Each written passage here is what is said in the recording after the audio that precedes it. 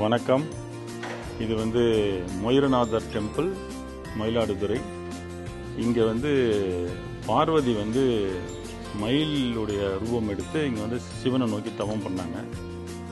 அதுக்கப்புறம் பார்வதி மேலே இரக்கம் காட்டி சிவன் மயிலாக மாறி 2 பேரும் நடனம் ஆடி அப்புறம் பார்வதி முக்தி பெற்று 2 பேரும் நடனம் ஆடிய இடம் அவங்களுக்கு முக்தி கிடைத்த இடம்.